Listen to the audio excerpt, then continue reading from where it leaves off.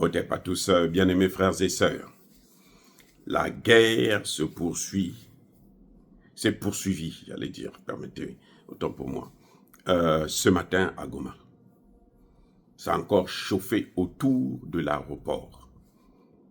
En fait, il y a eu un certain nombre d'éléments des phares de l'armée rwandaise qui se cachaient dans les environs, dans la ville même, probablement. Est-ce qu'ils avaient kidnappé des gens, ainsi de suite? Bon, on ne sait pas. Mais en tout cas, ils étaient dans la ville. Très tôt ce matin, ils sont sortis. Ils ont certainement eu aussi des renforts. Ils ont encore attaqué l'aéroport de Goma. Et ils ont été savonnés, envoyés au repos éternel pour la plupart d'entre eux. Ça a chauffé. L'aéroport de Goma est sous le contrôle total des FARDC et des Wazalendo. Ce sont les Congolais qui contrôlent leur aéroport. Ce n'est même pas l'ONU, ce n'est même pas la SADC, ce n'est aucune autre force étrangère. Ce sont les Congolais qui font leur travail, mais de façon méticuleuse. Alors, la nouveauté, c'est que au moment où nous parlons, ça s'est calmé à Goma. Et la ville est sous contrôle de l'armée congolaise de Wazalendo. Ça s'est calmé. En revanche, la guerre s'est poursuivie et se poursuit encore sur le sol rwandais. Les amis, ça devient pes imbwa kumanga. He give a dog say i. Donc aujourd'hui, vous donnez au chien, le chien aussi refuse, il dit non. Ouais, quand vous donnez la nourriture au chien, le chien dit ta nourriture là, cette fois-ci, je ne mange pas. Il y a le poison dedans, je ne mange pas. Donc la guerre se poursuit à Kigali. Jusqu'à Kigali. Un marché a été bombardé ce matin. Il y a eu, je pense, un mort et quelques blessés, avec des dégâts matériels énormes. Au moment où nous parlons, les États-Unis sont en train de évacuer leurs ressortissants. La Grande-Bretagne va faire la même chose. Les Français aussi certainement. Ils commencent à quitter les lieux. Ah oui, ça chauffe. Il y a un autre mouvement qui vient de naître, un mouvement rwandais cette fois-ci qui vient de naître au Rwanda, qui a décidé de combattre Paul Kagame. Les amis, ce n'est plus la rigolade. Je pense que la fin de Kagame est proche. Mais ça ne veut pas dire que la fin de nos problèmes sont terminés. Non, ça fait que commencer d'ailleurs. Parce que l'objectif, c'est couper la RDC en mini-morceaux. Et nous, panafricanistes, nous devrons veiller à cela. Quand on aime Tshisekedi ou qu'on ne l'aime pas, pour l'instant, ce n'est plus notre problème. Notre problème à nous, c'est de le pousser, de lui faire pression pour qu'il puisse prendre les décisions qui s'imposent, que nous voulons. Et cette décision, la décision capitale qui s'impose, c'est de couper les relations diplomatiques et militaires et économiques avec des pays comme les États-Unis, la France, la Grande-Bretagne. C'est ça ce que veulent les Congolais actuellement, parce que ce matin, aujourd'hui encore, il y a eu une très très grande manifestation où les gens sont allés à l'ambassade des États-Unis. Ils ont mis le feu là-bas, à l'ambassade de Grande-Bretagne, à l'ambassade de France, à l'ambassade de l'Union européenne. Et ils sont allés, mais alors c'est un scandale. Là, ça se passe maintenant à Kinshasa. Les manifestations ont changé de camp. Le peuple congolais se réveille. Et c'est ce que nous constatons, nous félicitons. Nous sommes avec eux de tout cœur. Parce que le Congo n'est pas une chose, un gâteau que les Américains, les Français, les Britanniques et les autres peuvent couper comme ils ont fait de l'Afrique en 1885. Il y en a qui sont tentés de dire, bon, laissons tomber seulement de toutes les façons, même s'ils coupent ça, ça va être toujours des Congolais. Non. Ça n'apportera ni la paix, ni le développement à l'Afrique, encore moins au Congo. On a vu l'expérience au Soudan, les amis. Ce sont les mêmes, hein, la même équipe là, qui a balkanisé le Soudan. Les conséquences, ce sont lesquelles?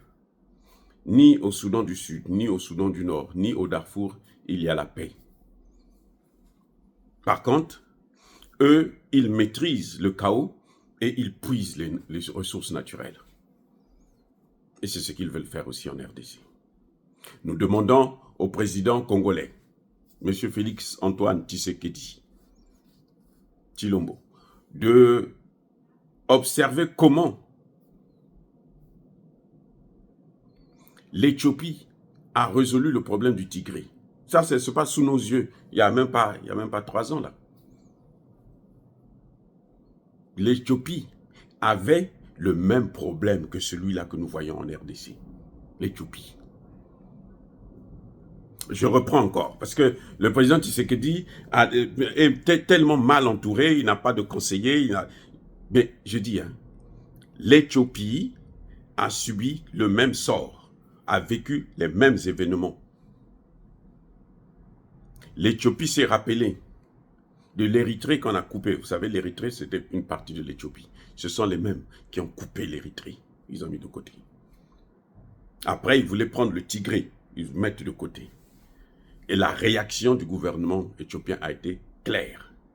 D'abord, mes excuses, le gouvernement éthiopien a dénoncé directement les États-Unis. 2, le gouvernement éthiopien a renforcé les relations avec la Russie, la même Russie.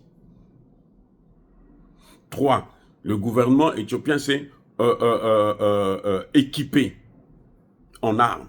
Où? En Russie. Entre-temps, le gouvernement éthiopien a signé des accords avec la Chine et a respecté ces accords. On le voit aujourd'hui, l'Éthiopie est en train de monter d'une manière incroyable.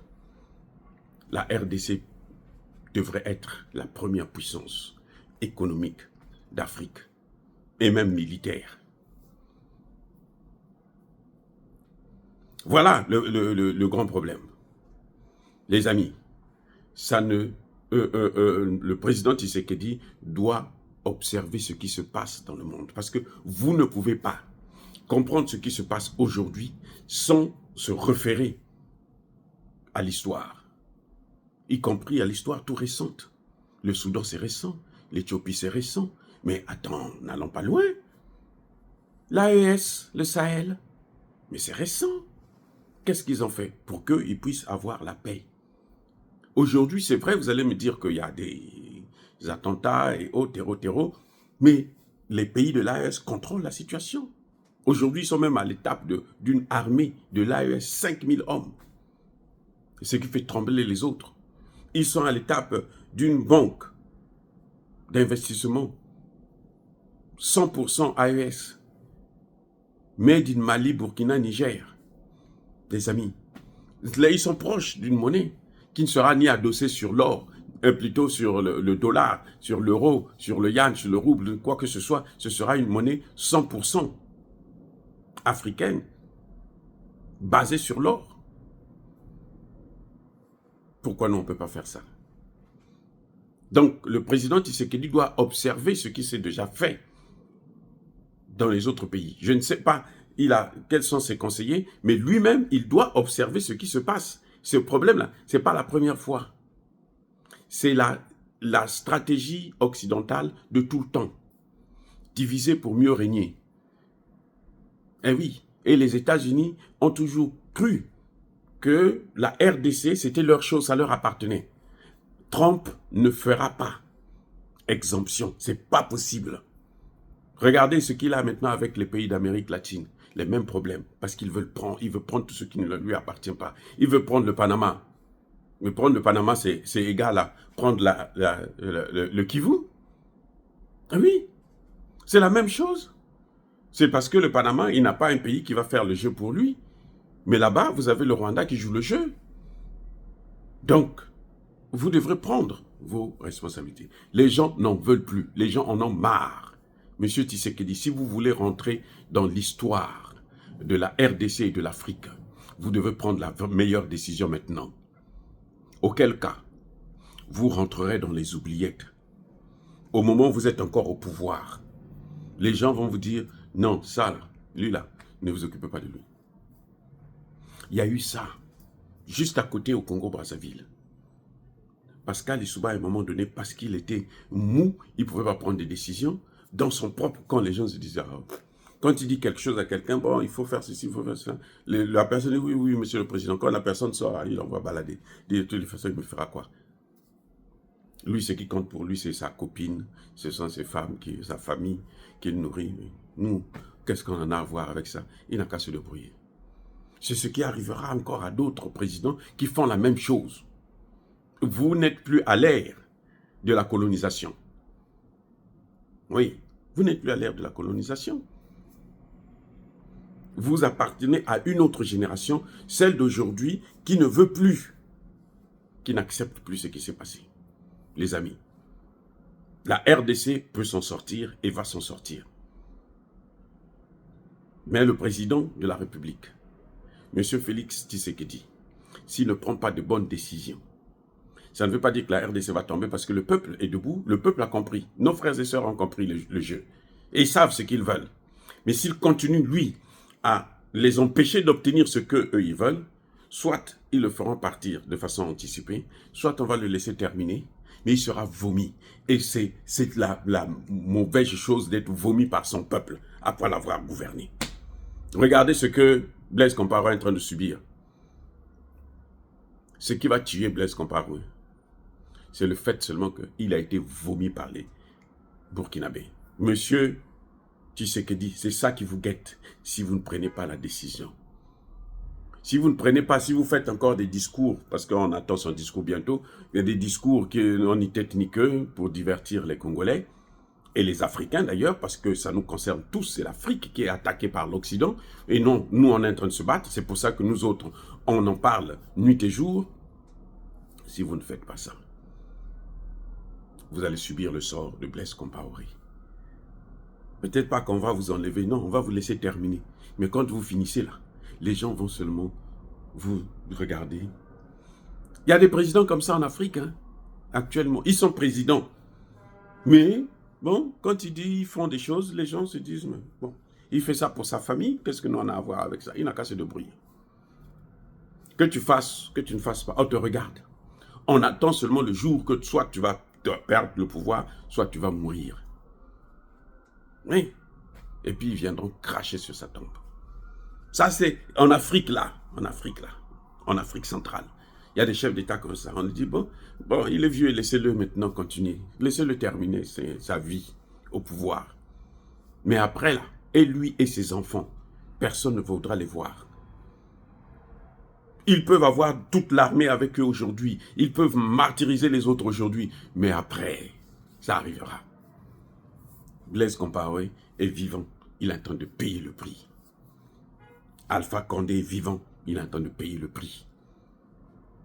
Le fait d'avoir joué le jeu des Occidentaux. Même si à un moment donné, il voulait changer. C'est vrai qu'Alpha Condé, visiblement, il est mieux que Doumbouya. Mais, en tout cas, il n'a pas fondamentalement changé la politique comme les Guinéens le voulaient. Et aujourd'hui, même s'il meurt, ce n'est pas un événement pour les Africains. C'est comme Bazoum, ce n'est pas un événement pour nous. Qu'il soit en prison, qu'il sorte, on s'en fiche. Voilà, bien-aimés frères et sœurs, encore une fois de plus, soyez bénis, abondamment bénis par le Dieu de Kémite et par nos ancêtres angélisés, mais que tous ceux qui persécutent le continent africain, le pillent et le déstabilisent, qu'ils soient noirs, blancs, chinois, arabes, juifs, indiens ou qui qu'ils soient punis, maudits, foudroyés, neutralisés, écrasés, effacés par le Dieu de Kémite et par nos ancêtres angélisés. Vive l'Afrique éternelle, j'ai dit et j'assume.